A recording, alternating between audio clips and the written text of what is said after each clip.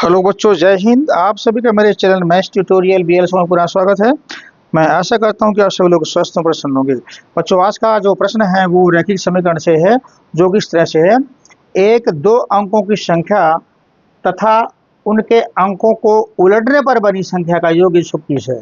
एक दो अंकों की संख्या है और अगर संख्या के अंकों को बदल दें तो बदलने पर और पहली संख्या का जो योग है वो 121 है। उसके दोनों अंकों का अंतर 3 है, दोनों अंकों का अंतर वो 3 है, तो संख्या क्या कीजिए। तो चलिए बच्चों, क्वेश्चन को आगे बढ़ाते हैं। मगर इससे पूर्व मेरा आपसे निवेदन, यदि मेरे चैनल को आप लोगों ने अभी तक सब्सक्राइब नहीं किया है तो प्लीज सब्सक्राइब कर लें, जिससे मेरे सभी आने वाली मैथमेटिकल वीडियो आपको प्राप्त हो सके। तो चलिए बच्चों, आगे बढ़ते हैं। तो यहाँ पे जैसा कह रहा है दो अंकों की संख्या, तो पहले हम वो संख्यों की संख्या मान लेते हैं। तो संख्या में दो अंक मान के दो अंक हैं, तो एक दहाई का हो गया, इकाई का हो गया। तो माना संख्या का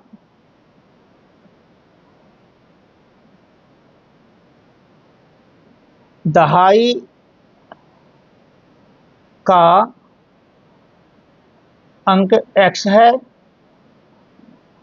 एवं संख्या का इकाई का अंक y है, ठीक है ना।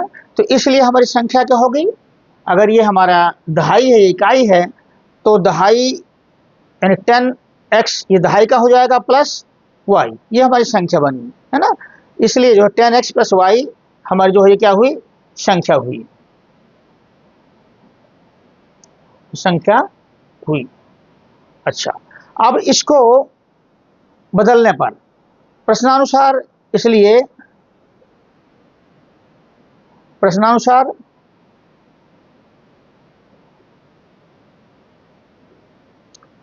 संख्या के अंकों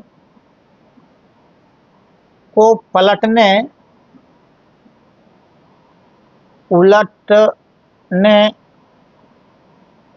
पर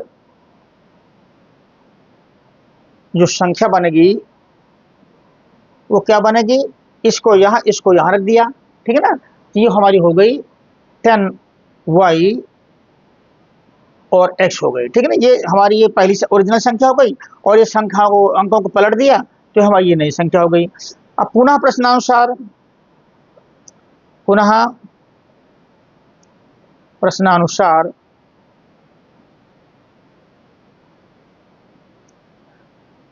क्या कहता है प्रश्न, जो है दोनों संख्याओं का योग, यानी पहली संख्या और बदली हुई संख्या।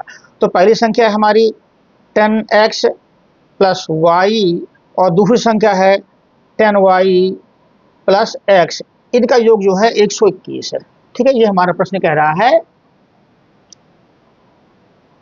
दो अंकों की संख्या था, उसके अंकों को उलटने पर बनी संख्या का योग 121 है। तो ये हमने 121 कर दिया। अब आगे इसको सॉल्व करेंगे तो हमें मिला 10x और प्लस x 11x, ऐसे ये y प्लस 10y 11y बराबर 121 यानी 121। इसलिए 11 का भाग दिया, x प्लस y बराबर 21, 11 भाग दिया, 11 कर्म 11, 11 कर्म 11, 11 11 121। ये हमारा समीकरण नंबर 1 मिला। और पुनः प्रश्नानुसार दोबारा प्रश्न क्या कहता है, उनके अंकों का अंतर। प्रश्न दोबारा दूसरी शर्त है दोनों के उसके दोनों अंकों का अंतर, यानी जो संख्या में दो अंक है उन पे जो अंतर है वो 3 का है। तो दोनों अंकों का अंतर कर देते हैं प्रश्नानुसार, x माइनस वाई, ये दोनों अंकों का ये अंक है अपना, एक अंक x है एक अंक y है, ठीक है ना। ये पूरी संख्या है मगर ये अंक है, जैसे 43 है आपका, 43 संख्या हो गई, मगर 3 एक अंक हुआ और उसमें 43 में 4 एक अंक हुआ, ठीक है ना। वैसे x माइनस वाई, आपका जो x एक अंक हुआ y एक अंक हुआ, बराबर हमारा ये 3, ये हमारा समीकरण नंबर 2 मिल गया। बच्चों अब 1 और 2 को हल करेंगे। अब इसलिए समीकरण नंबर 1 और 2 से इनको सॉल्व किया, x प्लस वाई बराबर 21 आया है और दूसरा समीकरण हमारा x माइनस वाई बराबर 3। बच्चों इनके गुणांक या इसका भी इसका बराबर, इसका इसके बराबर है, ये माइनस से प्लस है, तो इनको जोड़ने पर ये हमारा माइनस प्लस कैंसिल हो गया, बच्चा 2x, x plus x 2x बराबर 11 प्लस 3 14 हो गया। इसलिए x बराबर 14 डिवाइड बाई 2 इक्वल टू 7, यानी 14/2 बराबर 7। ये एक नंबर ये आ गया आपका। अब इसको जो है, इसलिए x बराबर 7 आ गया। इस x का मान जो समीकरण नंबर 1 या 2 किसी में रख देते हैं, ठीक है ना। तो x बराबर 7 समीकरण नंबर इसमें रख देते हैं 1 में,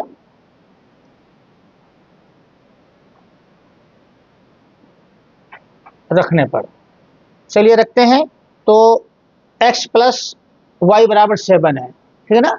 समीकरण नंबर 1 है x प्लस वाई बराबर 7, x की जगह रख दिया हमने 7 प्लस वाई इक्वल टू 11, ये आपका आ गया।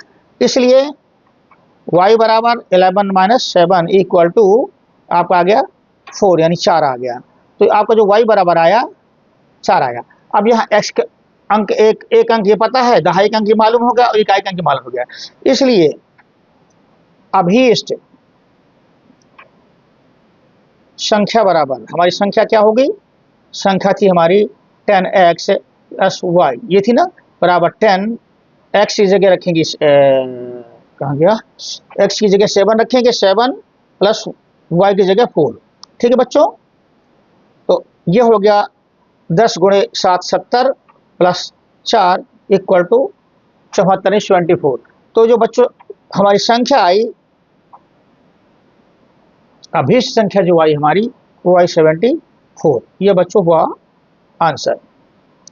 बच्चों वीडियो कैसा लगा कृपया कमेंट में अवश्य बताएं, और किसी भी तरह की आपको सवाल जवाब करने हो तो आप कमेंट के थ्रू पूछ सकते हैं, और वीडियो पसंद लगा हो तो इसे अवश्य सब्सक्राइब कर लें। Thank you very much.